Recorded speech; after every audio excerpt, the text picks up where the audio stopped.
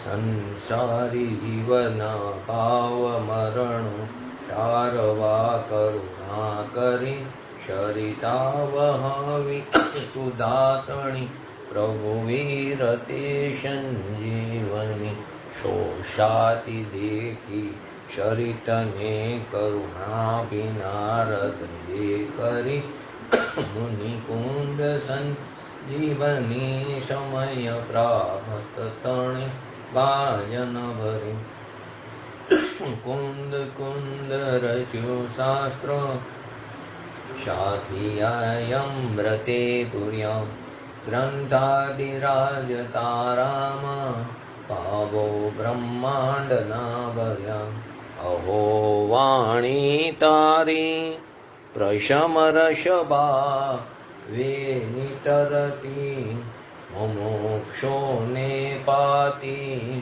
અમૃત રસયંજલિ ભરી ભરી અનાદિની મૂર્છા વિષતણી ત્વરાથી ઉતરતી વિભાવેતી થંભે સ્વરૂપ ભણી દોડે પરિણતિ તું છે નિશ્ચય ગ્રંથ ભંગ સગરા વ્યવહારના ભેદવા તું પ્રજ્ઞાચિણી જ્ઞાનને ઉદયની સંધિ સહુ છેદવા સાથી સાધકનો તું ભાનુ જગનો સંદેશમાં વીરનો વિષામો ભવ ક્લાંતના હૃદયનું તું પંથમો તીતણો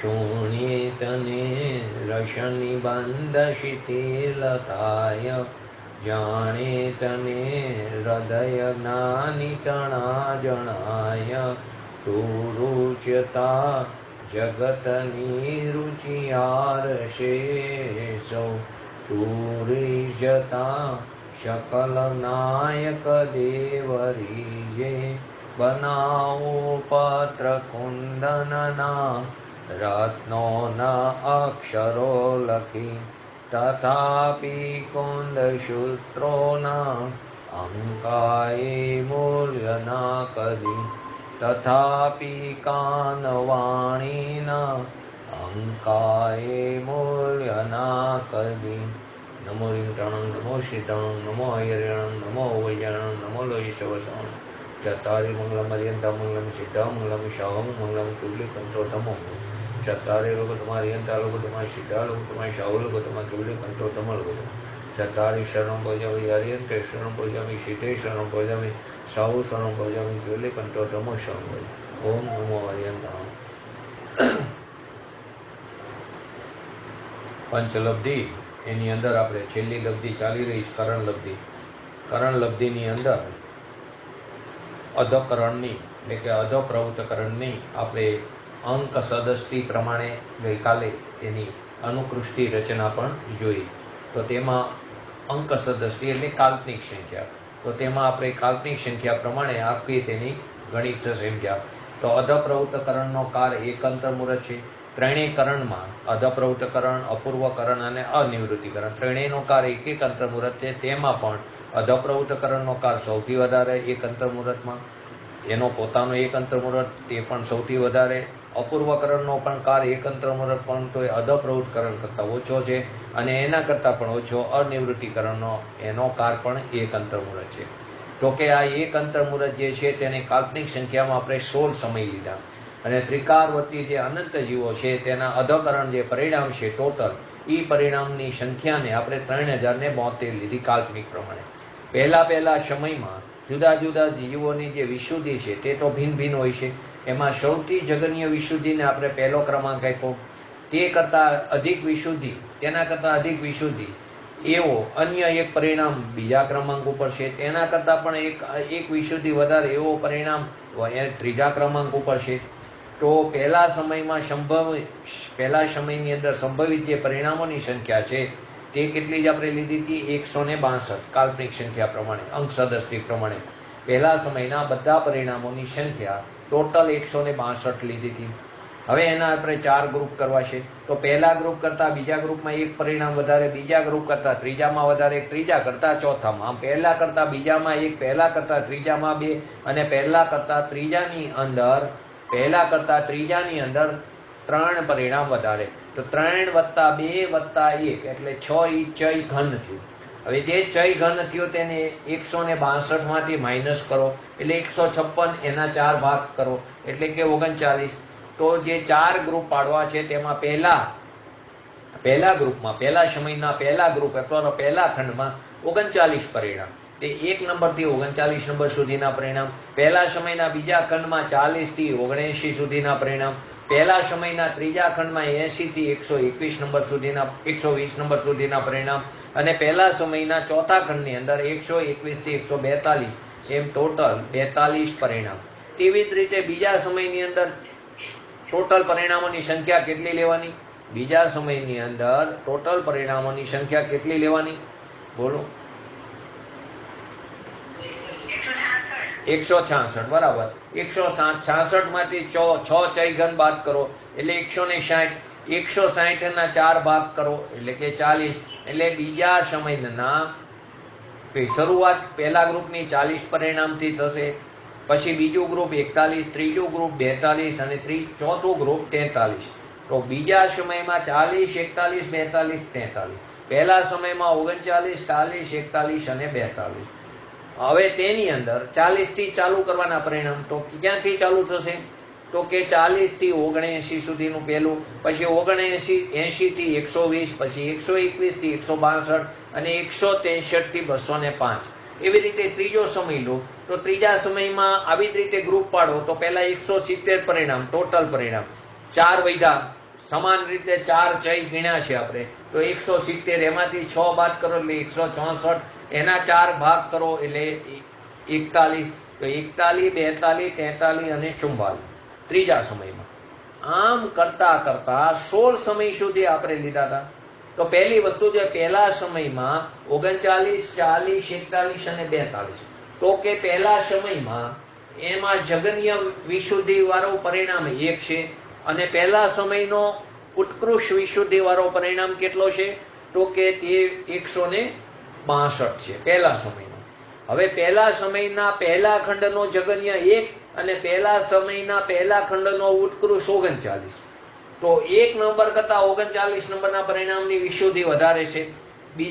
પહેલા સમયના બીજા ખંડનું જગન્ય 40 છે, તે પહેલા સમયના પહેલા ખંડના ઉત્કૃષ્ટ પરિણામ જે 39 છે તેના કરતા એની વિશુદ્ધિ વધારે છે. એવી રીતે પહેલા સમયનું ઉત્કૃષ્ટ પરિણામ 162 છે. હવે 162માં જે વિશુદ્ધિ છે તેના કરતા બીજા સમયના પહેલા ખંડનું જગન્ય પરિણામ જે છે 100 એટલે કે 40 નંબર, એને વિશુદ્ધિ વધારે છે. આમ કરતા કરતા આપણે તે ટોટલ 16 સમય સુધી લેવાનું. દરેકમાં 4 વધારતા જાઓ. તો પહેલા સમયમાં 162, બીજા સમયમાં 166, ત્રીજા સમયમાં 170, ચોથા સમયમાં 174, પાંચમા સમયમાં 178, એમ 4 વધારતા વધારતા 16મા સમયમાં 222 પરિણામ.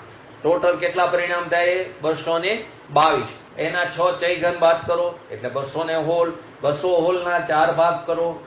216 ના 4 ભાગ કરો એટલે કેટલા થશે? 54 થશે. 54, 55, 56 અને 57. શું થશે? 54 પહેલું ગ્રુપ 54 પરિણામનું, બીજું ગ્રુપ 55 પરિણામનું, ત્રીજું ગ્રુપ 56 પરિણામનું, ચોથું ગ્રુપ 57 નંબર. 57 પરિણામ. તે 57 નંબરનું પરિણામ તેમાં 856 થી 912 થશે. તો આખું ગણિત ગણો તો કે પહેલા સમયના પહેલા ખંડનો 1 નંબરનું પરિણામ તે સૌથી જગન્ય થયું અને તે 16મા સમયનું જે પરિણામ છે જે છેલ્લું 57 પરિણામમાં 912 નંબરનું પરિણામ તે ઉત્કૃષ્ટ પરિણામ છે. આમાં 1 થી 39 નંબરના પરિણામથી ક્યાંય બીજે જોવા મળતા નથી. તેવી જ રીતે 57 નંબરના પરિણામ તે પણ ક્યાંય બીજે જોવા મળતા નથી. બાકીના પરિણામમાં નીચલા સમયવર્તી અને ઉપલા સમયવર્તી જીવોના પરિણામમાં સમાનતા જોવા મળે છે. જેવી રીતે 42 નંબરનું પરિણામ જે છે તે પહેલા સમયના ચોથા ખંડમાં છે, બીજા સમયના ત્રીજા ખંડમાં આવશે, ત્રીજા સમયના બીજા ખંડમાં આવશે અને ચોથા સમયના પહેલા ખંડમાં આવશે. તો આ 42 નંબરનું પરિણામ 4 જગ્યાએ આવ્યું. તેવી જ રીતે 43 નંબરનું પરિણામ પણ 4 જગ્યાએ આવશે. 41 નંબરનું પરિણામ 3 જગ્યાએ જ આવશે. 40 નંબરનું પરિણામ 2 જગ્યાએ આવશે. 39 નંબરનું પરિણામ ક્યાંય નહીં આવે, એક જ વાર જે આવ્યું એ આવ્યું. પરંતુ 43 નંબરનું પરિણામ પણ 4 વાર આવશે કે બીજા સમયના ચોથા ખંડમાં 43, ત્રીજા સમયના ત્રીજા ખંડમાં, ચોથા સમયના બીજા ખંડમાં અને પાંચમા સમયના પહેલા ખંડમાં. તો એનો અર્થ શું થયો કે પરિણામોની જે સમાનતા છે તે 4 સમય સુધી જોવા મળે, ચાર સમય સુધી જોવા મળે. પછી પાંચમામાં સમાનતા જોવા મળતી નથી. તો એને અનુકૃષ્ટિ રચના કીધી કે ધારો કે જે આપણે પેલું 42 લીધું તો પહેલા સમયના ચોથા ખંડના 42 નંબરના પરિણામ હતા એવી સમાનતા બીજા સમયના ત્રીજા ખંડમાંથી, એવી સમાનતા ત્રીજા સમયના બીજા ખંડમાંથી અને એવી જ સમાનતા ચોથા સમયના પહેલા ખંડમાંથી. તો તેને અનુકૃષ્ટિ રચના આપણે ગઈકાલે આ વિગતવાર વાત કરી હતી. હવે આની અંદર આપણે બીજી વાત સમજીતા કે જેટલા સમય સુધી પરિણામોની સમાનતા જોવા મળે, તેટલા સમયોને નિર્વર્ગણા કાંડક કહેવામાં આવ્યું. તો કેટલા સમય સુધી જોવા મળી? 4 સમય સુધી. તો તેને શું કહેવામાં આવ્યું? નિર્વર્ગણા કાંડક. જેટલા સમય સુધી પરિણામોની સમાનતા જોવા મળે છે તેને નિર્વર્ગણા કાંડક કહેવામાં આવ્યું, જે 4 સમય છે. અને આપણે પ્રત્યેક સમયના પરિણામોના કેટલા જ ખંડ કરીશું. પ્રત્યેક સમયમાં ધારો કે 162 છે પહેલા સમયમાં, તેના પરિણામના પણ 4 ખંડ કર્યા. બીજા સમયમાં 166, તેમાં પણ 4 ખંડ કર્યા. તો પ્રત્યેક સમયના પરિણામના પણ આપણે 4 જ ખંડ કરીશું. એક સમયના પરિણામના ખંડોને, એક સમયના જે પરિણામના ખંડો જે છે, તો કે પરિણામના જે ખંડો છે, પહેલા સમયના 4 ખંડ છે તે પરિણામના ખંડોને વર્ગણા કાંડક કહેવામાં આવ્યું. પરિણામના ખંડોને વર્ગણા કાંડક કહેવામાં આવ્યું. સમયની સમાનતાને વર્ગણા કહેવામાં આવ્યું. સમયની જે સમાનતા છે તેને વર્ગણા કહેવામાં આવ્યું અને પરિણામોની જે સમાનતા છે તેને નિર્વર્ગણા કાંડક કહેવામાં આવ્યું.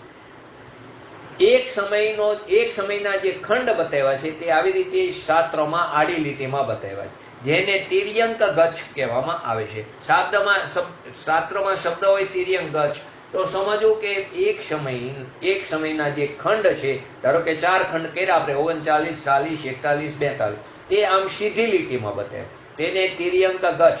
તો શાસ્ત્રોમાં તિર્યંક ગચ્છ હોય તો સમજવું કે એક સમયના 4 ખંડની બાબત બતાવી છે. તેવી જ રીતે અધકરણના જે 16 સમય લીધા છે આપણે કાલ્પનિક સંખ્યા, તે 16 સમયને એક ઉપર એક બતાવ્યું છે. એવી રીતે શાસ્ત્રોમાં લખાય છે.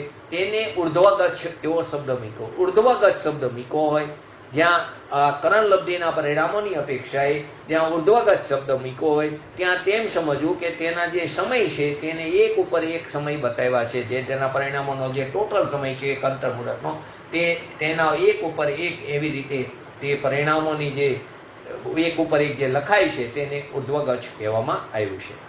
નીચેના અને ઉપરના પરિણામોની વિશુદ્ધિ અને સંખ્યામાં સમાનતા હોઈ શકે. નીચેના જે પરિણામ છે નીચલા સમયવર્તી જીવોના પરિણામ અને ઉપલા સમયવર્તી જીવોના, કોઈ 4 સમયમાં જે પરિણામો એને જે પ્રાપ્ત થયા એવા પરિણામો કોઈ બીજા સમયમાં કર્યા તો બીજા સમયવાળો તે નીચલા સમયવર્તું, 4 સમયવાળો તે ઉપલા સમયવર્તી.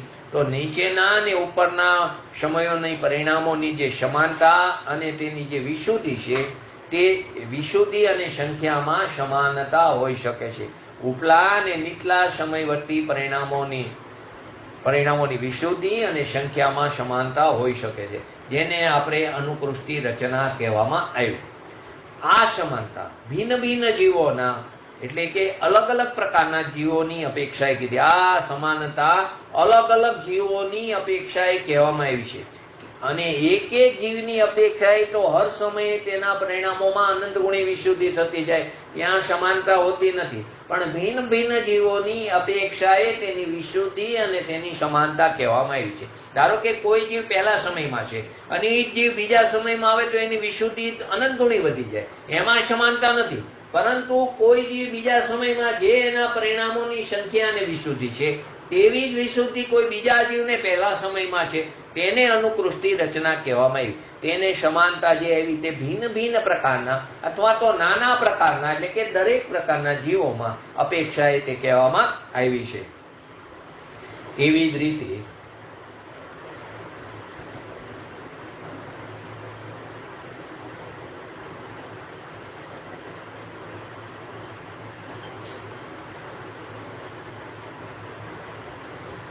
તેવી જ રીતે એક જ જીવનું એક સમયમાં એક જ પરિણામ, એક જીવનું એક સમયમાં એક જ પરિણામ હોય છે. હવે અધપ્રવૃત્તકરણની અંદર 4 આવશ્યક જોયા હતા. ક્યાં ક્યાં 4 આવશ્યક જોયા હતા? ક્યાં ક્યાં 4 આવશ્યક જોયા હતા? બોલો.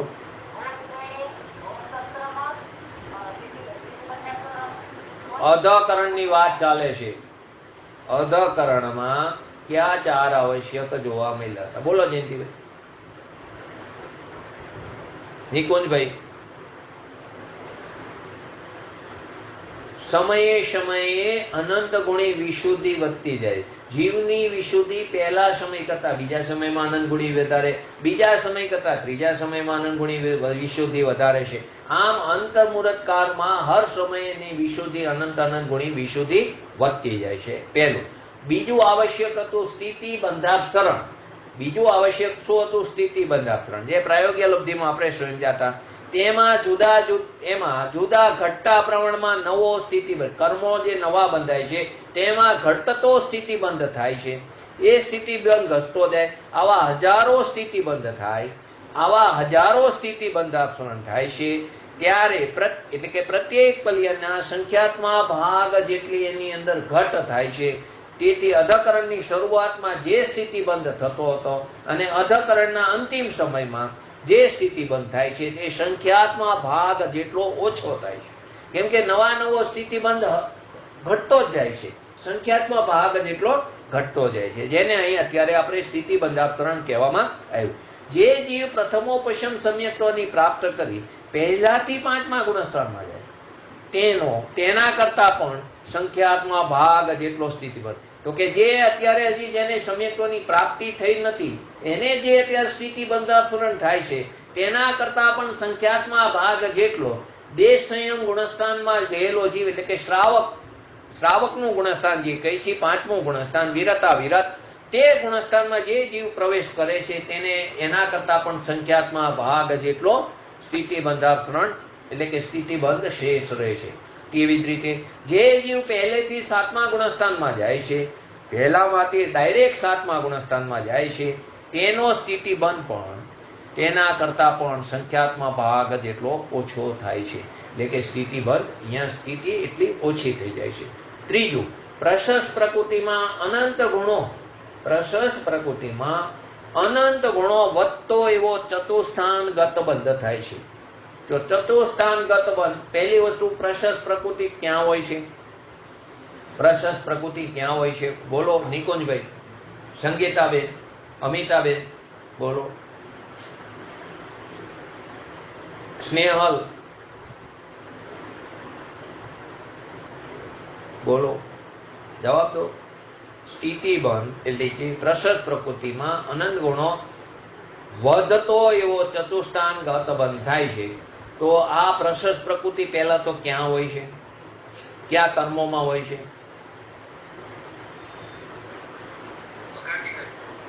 અઘાતીમાં. ઘાતીની બધી અપ્રશસ્ત જ હોય, અશુભ પ્રકૃતિ, પાપ પ્રકૃતિ જોઈએ. અઘાતીમાં પાપ અને પુણ્ય બંને પ્રકૃતિ હોય, એટલે કે શુભ અને અશુભ બંને, એટલે કે પ્રશસ્ત અને અપ્રશસ્ત. તો એટલે અઘાતી કર્મની જ વાત છે. તો અઘાતી કર્મમાં જે પ્રશસ્ત પ્રકૃતિ છે તેમાં કોઈ જીવે પૂર્વે કરેલા પરિણામોને આદિને 2 સ્થાનગત બંધ બાંધ્યો. તેના જે 4 સ્પર્ધક હતા ક્યાં? તો કે ગુડ, ખાંડ, શકરા અને અમૃત. તેમાં ગુડ અને ખાંડનો જ બંધ બંધાણો હતો, અનુભાગ બંધ, દ્વિસ્થાનગત. તો તેને અહીં અધકરણની અંદર પરિણામોની વિશુદ્ધિને કારણે તેને ચતુસ્થાનગત બંધ થઈ જાય. પુણ્ય પ્રકૃતિનો અનુભાગ જે આ ફળ છે તે 4 સ્થાનગત થઈ જાય છે. તો કે ગુડ, ખાંડ, શકરા અને અમૃત, તો ચતુસ્થાનગત તે બંધ થઈ જાય છે. આ સ્થિતિ બંધ તો 7 પ્રકૃતિમાં ઘટે છે, પરંતુ અનુભાગ બંધ પ્રશસ્ત પ્રકૃતિમાં વધે છે. સ્થિતિ બંધ તો 7 પ્રકૃતિમાં ઘટે છે. સ્થિતિ બંધ તો 7 પ્રકૃતિમાં, આયુ સિવાયની બાકીની 7 પ્રકૃતિમાં સ્થિતિ બંધ ઘટે છે, પણ અનુભાગ બંધ તે પ્રશસ્ત પ્રકૃતિમાં વધે છે અને અપ્રશસ્ત પ્રકૃતિમાં ઘટે છે. હવે અપ્રશસ્ત, ચોથું આવશ્યક અપ્રશસ્ત પ્રકૃતિ. અપ્રશસ્ત પ્રકૃતિમાં અનંત ગુણો ઘટતો એવો દ્વિસ્થાનગત બંધ થઈ જાય છે. તો અપ્રશસ્ત પ્રકૃતિ તો ઘાતીમાં પણ છે અને અઘાતીમાં પણ છે. તો ઘાતીમાં ક્યાં 4 સ્પર્ધક હતા? બોલો, ઘાતીમાં ક્યાં 4 સ્પર્ધક હતા?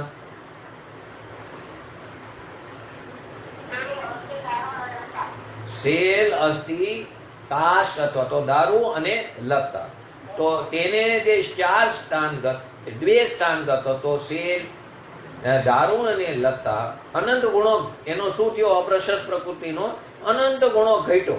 તો કે એને જે 4 સ્થાન હતા તેમાંથી સેલ અને અસ્થિ જતું રહેશે, ખાલી દારૂ અને લત્તા રહેશે, એટલે મંદ થઈ જાય છે. એનો અર્થ શું થયો? મંદ થયો. સેલ અને અસ્થિ તે તીવ્રમાં જાય છે, દારૂ અને લત્તા તેના કરતા મંદમાં થાય. સેલ સૌથી તીવ્ર, અસ્થિ એનાથી પણ મંદ, અસ્થિથી મંદ દારૂ અને દારૂથી મંદ લત્તા. તો સેલ અને અસ્થિ એના પરિણામોની વિશુદ્ધિને કારણે તે ઘટીને ખાલી દારૂ અને લત્તા એટલે 2 સ્થાન ગત બંધ રહેશે. ક્યાં? ઘાતી કર્મમાં. અઘાતી કર્મના જે 4 સ્પર્ધક હતા ક્યાં ક્યાં? અઘાતી કર્મમાં અપ્રશસ્ત પ્રકૃતિના 4 સ્પર્ધક ક્યાં ક્યાં? બોલો જયંતિભાઈ. નીમ, કાંજી, વિષ અને હલાહલ. તો જે 4 સ્પર્ધક હતા, નીમ, કાંજી, વિષ અને હલાહલ, તેમાં વિષ અને હલાહલ નીકળી જાય છે અને નીમ અને કાંજી રહેશે. એટલો એનો દ્વિષ્ટાંત બંધ થઈ જાય છે. અહીંયા આનંદ ગુણો ઘટે છે અને પ્રશસ્ત પ્રકૃતિમાં અનુભાગ બંધ અનંત ગુણો વધે છે. અહીં આપણે અધપ્રવૃત્ત કરણ લબ્ધિના પહેલા કરણનો આપણે પ્રવેશ કરી ચૂક્યા છીએ. હવે બીજામાં કરણ લબ્ધિનું અપૂર્વ કરણ લબ્ધિમાં અપૂર્વ કરણ. ખરેખર આત્માર્થી જે જીવો છે એને તો ખરેખર 4 અનુયાગના અધ્યાત્મની રુચિ હોય છે. કરુણાનિયોગ વિશે અરુચિ કરવી તે ખરેખર જીનવાણીની વિરાધના છે.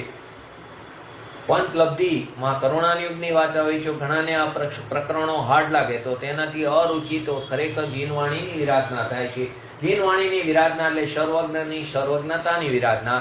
સર્વજ્ઞની સર્વજ્ઞતાની વિરાધના તો પોતાના સ્વભાવનો અનાદર, અને પોતાનો સ્વભાવનો અનાદર તો નિશ્ચયથી ક્યાં કસાયમાં જાય છે? બોલો.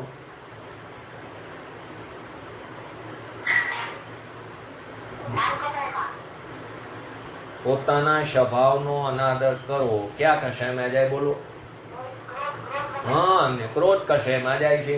એટલે કે પોતાના સ્વરૂપનો અનાદર કરવો તો તે જીવ એવી જગ્યાએ જઈને પડશે, જો તે સમયે એને આયુનો અપકર્ષણકાર પડ્યો કે એને કોઈ જીવ માનવા પણ તૈયાર નહીં થાય, એટલે કે સૂક્ષ્મ જીવોમાં જઈને પડશે. તો કે એવી જીનવાણીની વિરાધના ન કરવી. તો કે ઘણાના મનમાં પ્રશ્નો થાય, કરુણાનિયોગની આટલી બધી સૂક્ષ્મ વાતો જાણ્યા પછી પણ, જાણ્યા વગર આટલી બધી સૂક્ષ્મ વાતો ન જાણી તો જાણ્યા વિના સમ્યક્ત્વ થઈ શકે, તો પછી આપણે શું કામ આ બધી સૂક્ષ્મ વાતો જાણવી જોઈએ? માત્ર દ્રવ્યાનુયોગનો અભ્યાસ કરીને આપણે સમ્યક્ત્વને પ્રાપ્ત ન કરી શકીએ?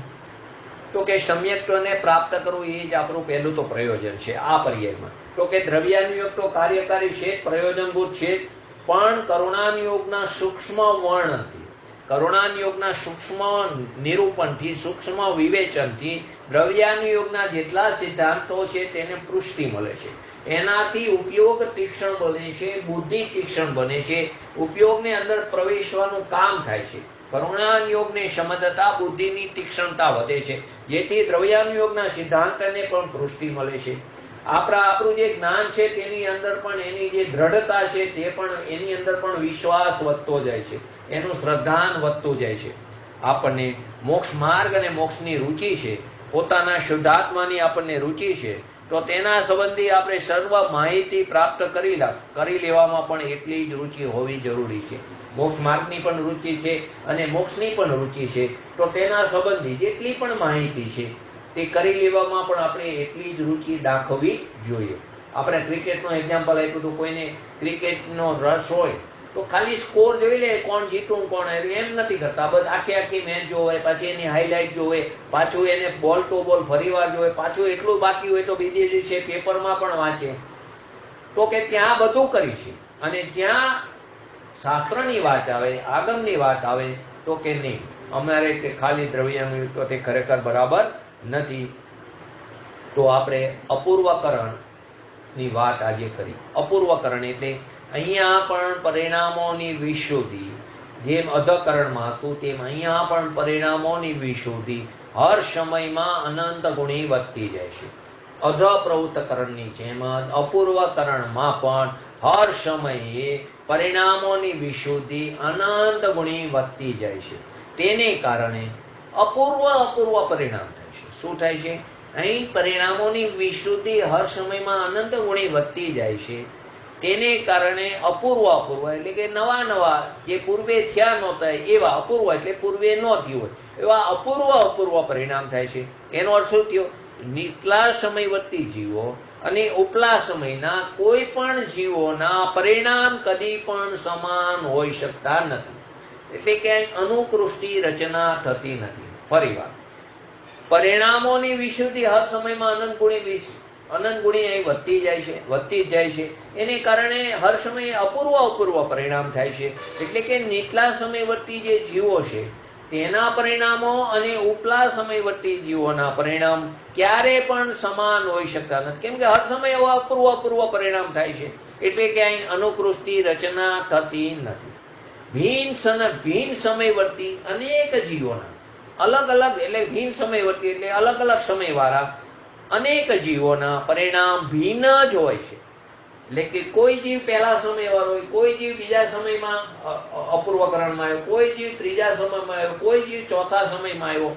તો કે આવા ભિન્ન સમયવર્તી ભિન્ન જીવોના પરિણામ ભિન્ન જ હોય છે. ત્યારે સમાન હોઈ શકતા નથી.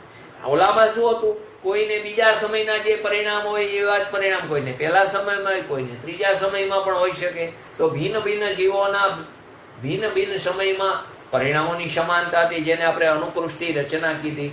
પરંતુ અહીંયા ભિન્ન સમયવર્તી ભિન્ન જીવોના પરિણામ ભિન્ન જ હોય છે. એક સમાન ક્યારે પણ હોતા નથી. પરંતુ એક જ સમયવર્તી જીવોના પરિણામ, કોઈ જીવ અત્યારે પહેલા સમયમાં આવ્યો, એવી જ રીતે બીજો જીવ પણ કોઈ પહેલા સમયમાં આવ્યો. એટલે એક જ સમયવર્તી જીવોના પરિણામ સમાન અથવા સદસ એટલે કે દેખાય એટલે કે સમાન હોઈ શકે, સમાન પણ થઈ શકે. ફરીવાર, એક જ સમયવર્તી જીવોના પરિણામ સમાન હોઈ શકે. સમાન બધા હોય જ એવું નથી, સમાન હોઈ શકે અથવા અસમાન પણ હોઈ શકે. ધારો કે એક સમયમાં હતા આવા તો અનંત જીવો આવવાના અપૂર્વકરણમાં. તો આવા અપૂર્વકરણમાં જે અનંત જીવો આવ્યા તેમાં કોઈ એક સમયવાળા જીવોના પરિણામમાં સમાનતા પણ હોઈ શકે અને કોઈ એક સમયવાળા જીવોના પરિણામમાં અસમાનતા પણ હોઈ શકે છે. અપૂર્વકરણની આ વાત ખાસ સમજવી. ભિન્ન સમયવર્તી ભિન્ન પ્રકારના જીવોના પરિણામ ભિન્ન જ હોય છે. કેમ કે પરિણામ અપૂર્વ થાય છે. પૂર્વે ન થયા હોય એવા હર સમયે પરિણામ અપૂર્વ થાય છે. હવે એક જ સમયમાં ત્રિકારવર્તી અનંત જીવોની અપેક્ષા, એક જ સમયમાં ત્રણેયકારના એક જ સમય લો પેલા, અને ત્રણેયકાર તો ત્રણેયકારના અનંત જીવો, એક જ સમયના ત્રિકારવર્તી અનંત જીવોની અપેક્ષાએ જગન્યથી માંડીને ઉત્કૃષ્ટ સુધી અનેક પ્રકારની વિશુદ્ધિ સંભવિત થાય છે. ફરીવાર, સમય એક લીધો, એક જ સમય ત્રણેય કાળ લીધો એટલે ત્રિકારવર્તી. તો ત્રિકારવર્તી કેટલા જીવો છે? તો કે અનંત જીવ એક સમયમાં અપૂર્વકરણમાં. એક જ સમયમાં ત્રિકારવર્તી અનંત જીવોની અપેક્ષાએ જગન્યથી લઈને ઉત્કૃષ્ટ સુધી અનેક પ્રકારની વિશુદ્ધિ. કેમ કે અનંત જીવો છે તો જગન્યથી લઈને ઉત્કૃષ્ટ સુધી અનેક પ્રકારની વિશુદ્ધિ સંભવિત થાય છે. અધપ્રવૃત્તકરણના અંતિમ સમયમાં, અધપ્રવૃત્તકરણનો જે અંતિમ સમય છે એમાં જેટલા ભિન્ન પ્રકારના પરિણામ હતા, અધકરણના અંતિમ સમયમાં જે ભિન્ન પ્રકારના પરિણામ જેટલા પણ હતા તેમાંના એક એક પરિણામમાં અસંખ્યાત લોક પ્રમાણ ભેદ સંભવિત થતા હતા. શું? ફરીવાર, અધપ્રવૃત્તકરણના અંતિમ સમયમાં ભિન્ન ભિન્ન પ્રકારના પરિણામ હતા. ભિન્ન ભિન્ન પ્રકારના પરિણામ હતા. તેમાં એક એક પરિણામમાં જે ભિન્ન ભિન્ન પ્રકારના પરિણામ હતા તેમાં એક એક પરિણામમાંથી અસંખ્યાત લોક પ્રમાણ ભેદોની ઉત્પત્તિ થઈ શકે. એક એક પરિણામમાં અસંખ્યાત લોક પ્રમાણ ભેદ થાય છે. ભિન્ન ભિન્ન પ્રકારના અધપ્રવૃત્તકરણના અંતિમ સમયમાં ભિન્ન ભિન્ન પ્રકારના પરિણામ હતા. તો જે ભિન્ન ભિન્ન પ્રકારના પરિણામ હતા એમાંથી એક એક સમય એક એક પરિણામમાં આવા અસંખ્યાત લોક પ્રમાણ ભેદની ઉત્પત્તિ થઈ શકે છે. તેથી અધપ્રવૃત્તકરણમાં અસંખ્યાત લોક પ્રમાણ પરિણામ હોય છે. અધપ્રવૃત્તકરણમાં અસંખ્યાત લોક પ્રમાણ પરિણામ. અસંખ્યાત લોકને સમજી લીધું છે આગળ. અસંખ્યાત લોક પ્રમાણ કોને કીધું તું? બોલો. અસંખ્યાત લોક પ્રમાણ કોને કીધું? બોલો. પંચપરાવર્તનમાં પણ આવી ગયું. આમાં પણ મેં તો ઓલું ચિહ્નથી પણ બતાવ્યું હતું. અસંખ્યાત લોક પ્રમાણ કોને કીધું? તો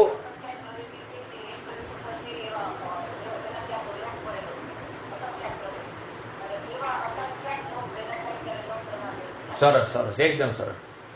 અસંખ્યાત પ્રદેશ લોકાકાશમાં છે તો એવું એક લોક થયું, એવું બીજું લોક, એવું ત્રીજું લોક, એવા અસંખ્યાત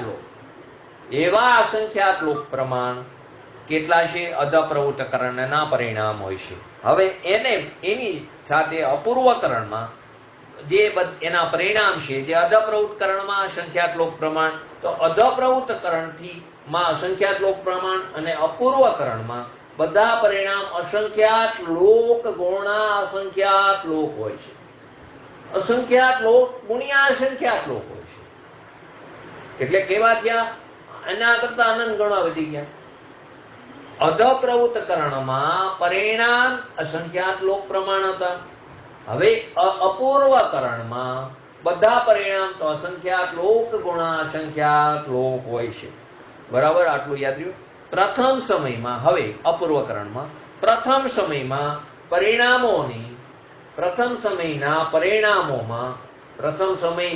પ્રથમ સમયના જે પરિણામ જે છે તે પ્રથમ સમયના પરિણામોના જગન્યથી ઉત્કૃષ્ટ સુધી અનેક ભેદ જોવા મળે છે. પ્રથમ સમયના જગન્યથી ઉત્કૃષ્ટ સુધીના ભેદ કેટલા જોવા મળે છે? અનેક ભેદ. જગન્યથી ઉત્કૃષ્ટ સુધીના અનેક ભેદ જોવા મળે છે પરિણામોના. તેમાં જગન્ય પરિણામોની વિશુદ્ધિ કરતા ઉત્કૃષ્ટ પરિણામની વિશુદ્ધિ અનંત ગુણી હોય છે. જગન્યની જે વિશુદ્ધિ છે પરિણામોની, તેના કરતા ઉત્કૃષ્ટ પરિણામની વિશુદ્ધિ કેટલી? અનંત ગુણી હોય છે. ફરીવાર, પ્રથમ સમયમાં પરિણામોના જગન્યથી ઉત્કૃષ્ટ સુધીના અનેક ભેદ જોવા મળે છે. એમાં પણ જે જગન્ય વિશુદ્ધિ છે તેના કરતા ઉત્કૃષ્ટની વિશુદ્ધિ પરિણામોની અનંત ગુણી હોય છે. આવા પ્રથમ સમયના પરિણામોની વિશિષ્ટ રેન્જ કહીને, આ રેન્જમાં છે તો આ એની વિશિષ્ટ રેન્જ એટલે કે મર્યાદા. આપણે રેન્જ એટલે મર્યાદા કહી શકાય. પ્રથમ સમયના પરિણામોની જગન્યથી ઉત્કૃષ્ટ જેના અનેક ભેદ જોવા મળે છે તે પ્રથમ સમયના પરિણામોની રેન્જ એટલે કે મર્યાદા કહી શકાય. પણ દ્વિતીય સમયના પરિણામ, હવે એમાં બીજો સમય લો તો બીજા સમયના પરિણામોની જગન્ય વિશુદ્ધિ પણ પ્રથમ સમયના ઉત્કૃષ્ટ વિશુદ્ધિ કરતા અનંત ગુણી હોય છે. ફરીવાર, પ્રથમ સમયમાં જગન્ય વિશુદ્ધિ કરતા પ્રથમ સમયનો ઉત્કૃષ્ટ પરિણામની વિશુદ્ધિ અનંત ગુણી. હવે બીજા સમયની જે જગન્ય પરિણામ છે, બીજા સમયનો જે જગન્યથી ઉત્કૃષ્ટ, એમાં પણ આવા અનેક ભેદ, એની પણ એક વિશિષ્ટ રેન્જ એટલે મર્યાદા થઈ. તો તેમાં બીજા સમયની જે જગન્ય વિશુદ્ધિ વાળું પરિણામ હતું તે પહેલા સમયના ઉત્કૃષ્ટ વિશુદ્ધિ વાળા પરિણામ કરતા અનંત ગુણો વધારે છે. એની વિશુદ્ધિ અનંત ગુણી વધારે હોય છે. તો દ્વિતીય સમયની ઉત્કૃષ્ટ વિશુદ્ધિ દ્વિતીય સમયની ઉત્કૃષ્ટ વિશુદ્ધિ તે દ્વિતીય સમયના જગનીય વિશુદ્ધિ કરતા પણ અનંત ગુણી છે. એટલે શું થયું? પહેલા સમયના જગનીય વિશુદ્ધિ કરતા પહેલા સમયના ઉત્કૃષ્ટની વિશુદ્ધિ વધારે. પહેલા સમયના ઉત્કૃષ્ટ જે હતું પરિણામ એની વિશુદ્ધિ કરતા બીજા સમયના જગનીય પરિણામની વિશુદ્ધિ અનંત ગુણી, અને તેના કરતા દ્વિતીય સમયના ઉત્કૃષ્ટ પરિણામની વિશુદ્ધિ અનંત ગુણી હોય છે. આ એ દરેકની એની વિશિષ્ટ રેન્જ મર્યાદા છે. દ્વિતીય સમયના પરિણામ બીજા સમયના જેટલા પણ પરિણામ જે છે તે પ્રથમ સમયના કોઈ પણ પરિણામ સાથે મળતા આવતા નથી. બીજા સમયના જેટલા પણ પરિણામ જે છે તે પ્રથમ સમયના કોઈ પણ પરિણામ સાથે અપૂર્વ થાય છે ને, તો પ્રથમ સમયના કોઈ પણ પરિણામ સાથે તે મળતા નથી, મેળ ખાતો નથી, તેઓ સમાન નથી, કેમ કે તે અપૂર્વ જ હોય છે. આમ હર સમયના પરિણામોની વિશુદ્ધિ અનંત ગુણી વધતી જાય છે. હર સમયે એનો અંતર્મુહૂર્ત કાળમાં જેટલા સમય છે તેટલા સમયમાં તે પરિણામોની વિશુદ્ધિ અનંત ગુણી વધતી જાય છે. આ કોની વાત થઈ? વિશુદ્ધિ. હજી તો આ પહેલી વિશુદ્ધિની વાત થઈ. હવે હર સમયના પરિણામોની સંખ્યાનો વિચાર કરી. હર સમયે આ તો પરિણામોની વિશુદ્ધિની વાત. હવે તે પરિણામોની સંખ્યાનો પણ વિચાર કરો તો પ્રથમ સમયના પરિણામોની સંખ્યામાં એક ચય પ્રમાણ વધારીને, આગળ જે સમજાતા ચય અને ચય ઘન, તો એક ચય પ્રમાણ સંખ્યા વધારી દ્વિતીય પરિણામોની સંખ્યા આવે છે. શું કીધું? પ્રથમ સમયના પરિણામોની સંખ્યા જે છે તેમાં એક ચય પ્રમાણ સંખ્યા વધારી તો દ્વિતીય સમયના પરિણામોની સંખ્યા આવે. તેમાં એક વધારે ચય ઉમેરતા તૃતીય સમયના પરિણામોની સંખ્યા આવે છે. આમ હર સમય લો, દરેક સમય, તો હર સમયમાં એક ચય વધતો જાય છે. આવો હર સમય લો તો એક ચય, એનો જે અંતર્મુહૂર્તમાં જેટલા સમય છે તો એમાં હર સમયે એક ચય વધતો જાય છે. આને આપણે કાલ્પનિક સંખ્યા એટલે કે અંક સદસ્તી પ્રમાણે સમજીએ. આમાં પણ આપણે અંક સદસ્તીથી કાલ્પનિક સંખ્યા લઈને તેને પણ સમજીએ. ધારો કે પ્રથમ સમયમાં 456 પરિણામ, પહેલા સમયમાં 456 પરિણામ એટલે અંક સદસ્તી પ્રમાણે એટલે કાલ્પનિક સંખ્યા લીધી. પ્રથમ સમયમાં ટોટલ પરિણામ 456 એટલે કે જગન્ય વિશુદ્ધિ વાળો એક પહેલો પરિણામ અને ઉત્કૃષ્ટ વિશુદ્ધિ વાળો 456મો પરિણામ. ફરીવાર પ્રથમ સમયમાં 456 પરિણામ લીધા, તેમાં 1 નંબરનું પરિણામ તે જગનીય વિશુદ્ધિ વાળો, 456 નંબરનું પરિણામ તે ઉત્કૃષ્ટ વિશુદ્ધિ વાળો. કોનું? પહેલા સમય. અને એની વચ્ચે તે પહેલા સમયના બધા મધ્યમ, પહેલા સમયના જગન્ય અને ઉત્કૃષ્ટની વચ્ચેના બધા ક્યાં છે? મધ્યમ પરિણામ છે. હવે દ્વિતીય સમયના પરિણામોમાં તો વિશુદ્ધિ તો પૂર્વ પરિણામ કરતા અનંત ગુણી થાય. બીજા સમયના પરિણામોમાં વિશુદ્ધિ તો પૂર્વે જે પરિણામ છે તેના કરતા અનંત ગુણી થાય છે, પરંતુ પરિણામોની સંખ્યા 16 થી વધીને, ત્યાં કાલ્પનિક સંખ્યા 16 લીધી તો 16 થી વધીને 472 થઈ. 456 હતા, હવે એમાં પરિણામોની સંખ્યા કેટલી વધારી? તો કે 16 વધારી. તો 16 વધારી તો કે સંખ્યા કેટલી થઈ? 4